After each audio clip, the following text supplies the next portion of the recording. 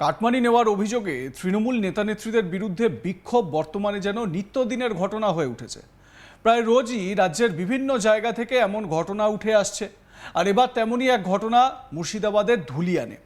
আবাস যোজনার কাটমানির টাকা, এটিএম কার্ড ও চেক বই ফেরতের দাবিতে উপভোক্তাদের বিক্ষোভকে ঘিরে রবিবার উত্তপ্ত হয়ে উঠল ধুলিয়ান পুরসভার 16 নম্বর ওয়ার্ড। জানা গিয়েছে, তৃণমূল নেতা মেহবুব আলমের বাড়ির সামনে শতাধিক উপভোক্তা জড়ো হয়ে বিক্ষোভ দেখাতে শুরু করেন। স্থানীয় সূত্রে খবর, বিক্ষোভ তীব্র আকার ধারণ করলে বাড়ি ছেড়ে একটি সুস্বাস্থ্য কেন্দ্রে আশ্রয় নেন মেহবুব। পরে খবর পেয়ে শামশেরগঞ্জ থানার পুলিশ ও কেন্দ্রীয় বাহিনী সেখানে পৌঁছে তাকে পাকড়াও করে। এরপর ওই তৃণমূল নেতাকে সুস্বাস্থ্য কেন্দ্র থেকে তার বাড়িতে নিয়ে যাওয়া হয়। ঘটনাকে কেন্দ্র করে এলাকায় ব্যাপক চাঞ্চল্য ছড়িয়ে পড়ে।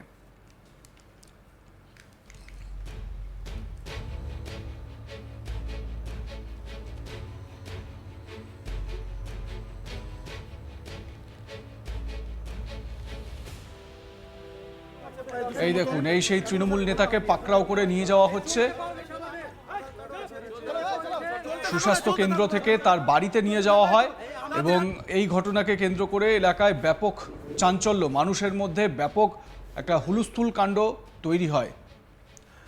বিক্ষোভকারী জাভেদ আলী, আঞ্জরা বিবি, শামীম রেজা, এই তিনজন কি বলেছেন শোনাবো তাদের বক্তব্য এক এক করে।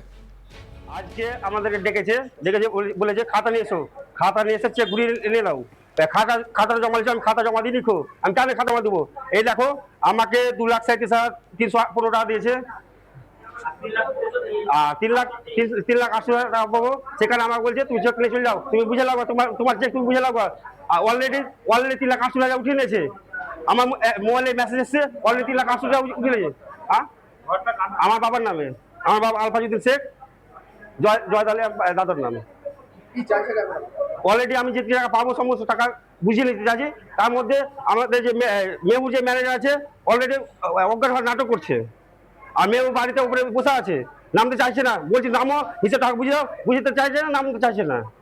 আমি টাকা এসছি, আমরা একটা খাতা নিয়ে নিয়েছি আর একটা চেক দিছে।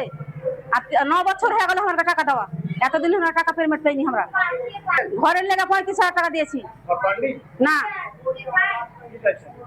আমরা চাইছি ঘরের টাকা তুলিব।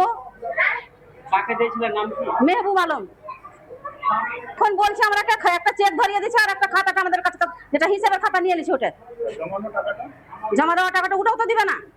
আর আমরা টাকা তুলেছি 1 লাখ, আমরা দিয়েছে 80,000, 82,000 টাকা তুলে 65,000 দিয়েছে। ঘর পেয়েছি, হ্যাঁ 3বার টাকা পেয়েছি। 16 নম্বর ওয়ার্ড। আমাদের 16 নম্বর ওয়ার্ডের, ধুলিয়ান মিউনিসিপ্যালিটি 16 নম্বর ওয়ার্ডের প্রাক্তন কাউন্সিলর মেহবুব আলম। বর্তমানে ওনার স্ত্রী রোশনারা বিবি কাউন্সিলর আছে। দীর্ঘদিন ধরে যে প্রধানমন্ত্রী আবাস যোজনার টাকা ব্যাংকের অ্যাকাউন্ট থেকে, এটিএম থেকে সমস্ত কিছু তার নিজের কাছে রাখে এবং 35,000, 40,000, 50,000 যাকে যেমন করে পেরেছে তার জন্য টাকা নিয়েছে। আমরা দীর্ঘদিন ধরে প্রতিবাদ করলে তিনি কোনো কর্ণপাতই করেন না। তারপর হঠাৎ করে আজকে দেখছি যে তিনি কিছু পাবলিককে ডেকেছে, পাবলিককে ডেকে পাবলিকদের যা চেকবুক এবং এটিএম তিনি আজকে রিটার্ন দিছিল।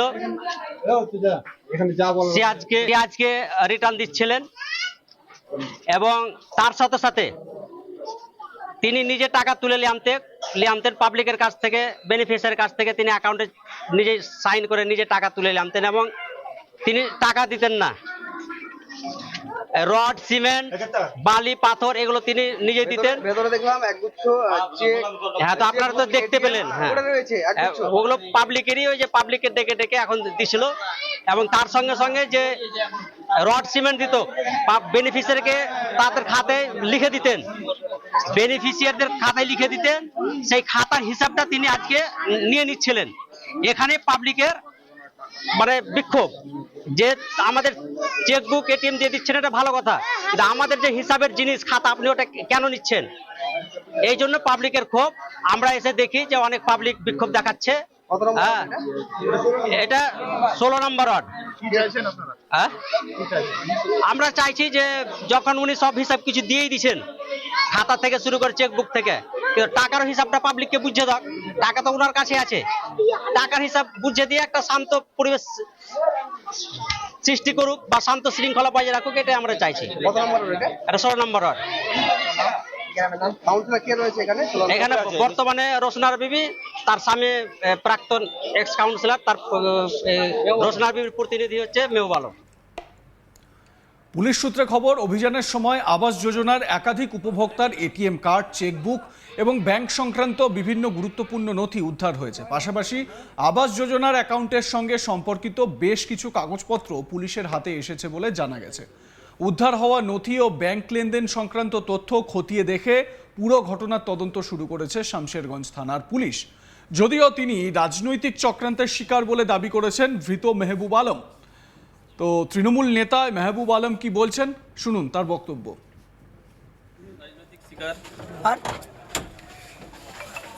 দাদা, কেন গ্রেফতার করলো আপনাকে? এটা রাজনীতির শিকার।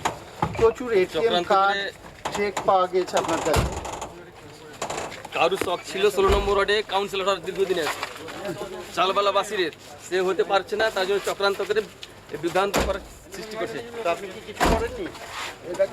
তাহলে এত চেক কেন রেখে দিয়েছিলেন লোকের? পাসবইগুলো আমি কেন জানি বেনিফিশিয়ারি ইচ্ছা কিন্তু রেখেছে। এটা কি রাখতে পারেন আপনি?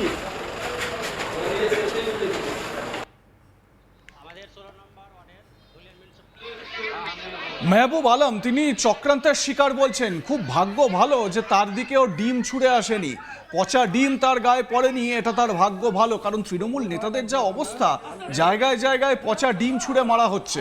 আপনাদের মনে আছে নিশ্চয়ই জয়প্রকাশ মজুমদারের ভিডিওটা। পুলিশের কাস্টাডিতে তিনি, পুলিশের গাড়ি থেকে তিনি নামতে ভয় পাচ্ছেন, হাত জোর করে বলছেন আমি নামবো না, আমি নামবো না, কারণ ডিম ছুঁড়ে মারবে। তো এবারে এই ডিম ছুঁড়ে, ডিমের আঘাত, তার ভয়ে থেকে বাঁচতে তৃণমূল নেতারা কি না কি করছেন।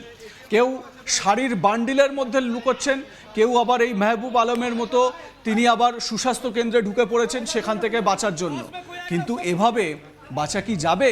তার কারণ পুলিশ যখনই এদের খুঁজতে আসবে, এদেরকে যখনই ধরতে আসবে, তখনই কিন্তু পালাবার চেষ্টা করলে সেটা বৃথা হবে। কারণ এলাকায় মানুষের ক্ষোভ বাড়ছে। আপনারা এটাও আজ তাক বাংলায় দেখেছেন যে অরূপ বিশ্বাস, স্বরূপ বিশ্বাসের নিউ আলিপুরে তার পাড়ার যারা এলাকার লোকজন, প্রতিবেশী যারা, তারা কি বলেছেন। আজ তাক বাংলায় তারা বলেছেন যে এখানে নানান রকমভাবে একটা তাদেরকে রীতিমতো বলা যেতে পারে বদ্ধভূমিতে পরিণত করা হয়েছিল এই এলাকা। কেউ যদি কোনো কিছুর প্রতিবাদ করতেন তাহলে তাদের পেছনে লোক লাগিয়ে দেওয়া হতো, তো সেই লোকেরা নাকি আবার ফলো করতো তাদের। তো এই রকম একটা পরিস্থিতিতে শুধু মেহবুব আলমের ভাগ্যে ডিমটাই জোটেনি, জুটে যাবে হয়তো 2-1 দিনের মধ্যে। আপনারা কি বলেন জানাতে থাকুন, দেখতে থাকুন আজ তাক বাংলা।